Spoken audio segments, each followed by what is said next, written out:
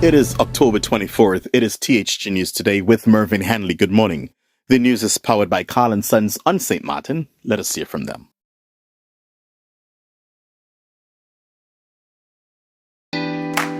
Carl & Sons have been serving the people of St. Martin for over 40 years. And the food and service get better and better. From early morning, customers flock to the bakery for their favorite sandwiches, cakes, pastries, you name it. First thing at mornings and last thing at afternoons, folks rush to Carl & Sons for simply the best.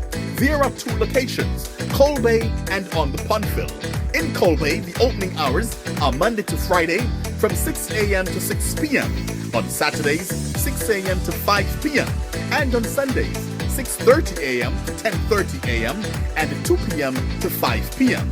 Opening hours on the Pondville, Monday to Friday, 6:30 a.m. to 6 p.m. Saturday and Sunday, 6:30 a.m. to 1 p.m. We also cater for weddings, parties, special events, whatever the occasion. It's Carl & Sons. Our staff, we are always happy to serve you. Call us today, the Colbay location, 721-544-2462. That's 721-544-2462. Or in Phillipsburg, 721-543-1059. That's 721-543-1059. It's Carl & Sons Bakery. We are here to serve you.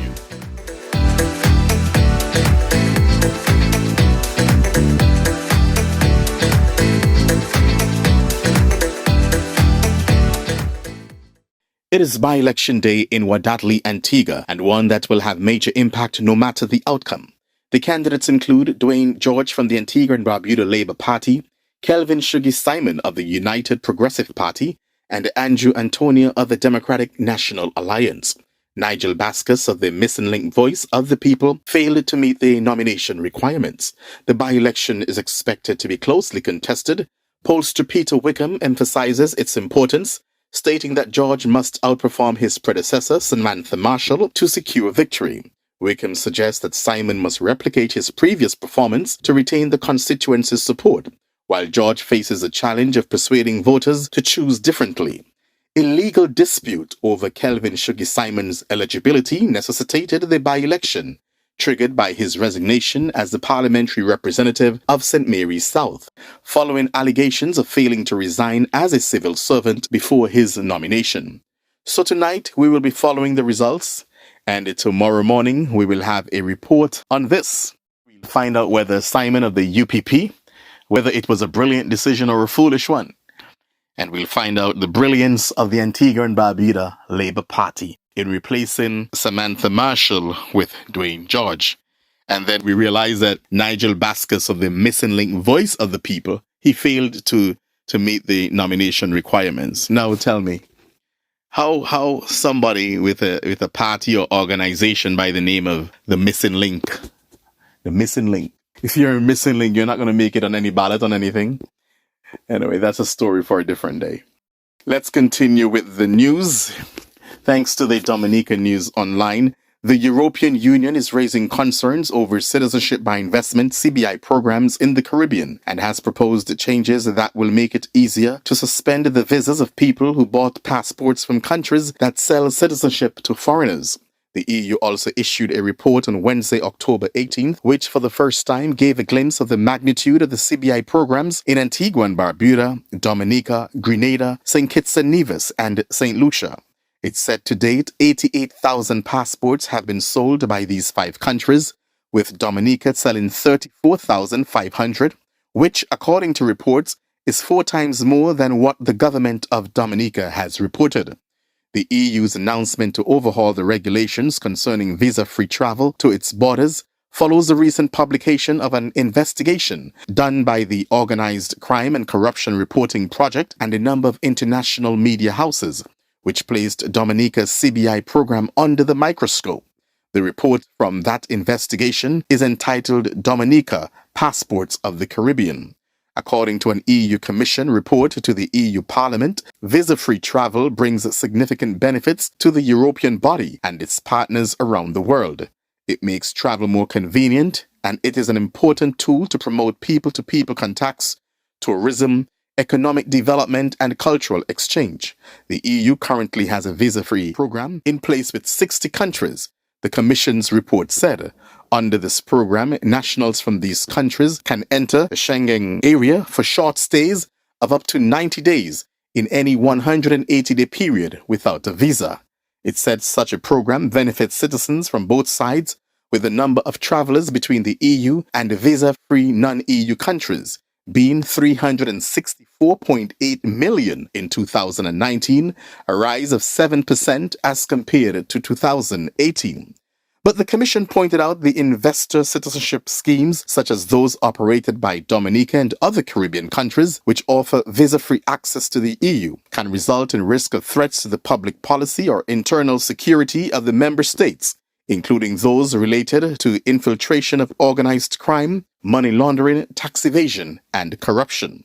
Among the improvements being proposed to the EU Parliament is the power to suspend visa exemption for countries that sell citizenship to people who do not have a genuine link to the country. Another concern expressed by the Commission is that Antigua and Barbuda, Grenada, St. Kitts and Nevis, St. Lucia and Dominica all offer successful applicants the possibility to change identity after having obtained citizenship by investment. We have countries within the visa-free program with the EU that are selling passport citizenships quite cheaply to people that are potential security risk to the EU. EU Home Affairs Commissioner Elva Johansson said last week when the report was released. They are sometimes allowed to change their names and identity several times after getting the new citizenship. And of course, this is also security risk for the EU that we have to look at.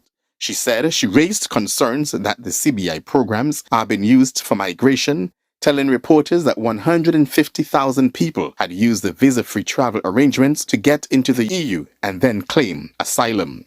This is, of course, not how the visa-free traveling should be used, she said. The report was also concerned over the low rate of rejection for passports by Dominica and St. Kitts, saying it was extremely low, between 3 to 6%. Which, together with the short processing times, as little as 2 months in some cases, raises questions as regards to the thoroughness of the security screening. Concerns were also raised since the majority of passport sales were made to citizens from countries that have high levels of perceived corruption, including China, Russia, Syria, Iran, Iraq, Yemen, Nigeria, and Libya. Visa-free access to the EU should not be used as a commercial commodity to be sold and bought, the report said. That's a whole lot to digest. So in the coming months, it's going to be very interesting. We're going to see what happens between these countries that were named and the EU and the effects that will have for the CARICOM citizens. And finally, in our news this morning, the St. Vincent Times is reporting that a Nigerian Roman Catholic priest was charged with 2 counts of rape in a Kingstown court on Monday. Kizito Igwebul was arraigned on rape and indecent assault charges. Kizito was not allowed to enter a plea and was released on bail. He's scheduled to appear before a preliminary hearing. So we'll hear more about that story regarding this Nigerian Roman Catholic. We have just concluded THG News today. It's a Tuesday, beautiful Tuesday morning, early morning. Do join me again tomorrow morning at 6 o'clock for a similar presentation. The news, of course, is brought to you with the kind of compliments and powered by Carl & Sons on St. Martin. I am wishing you a good day, everyone.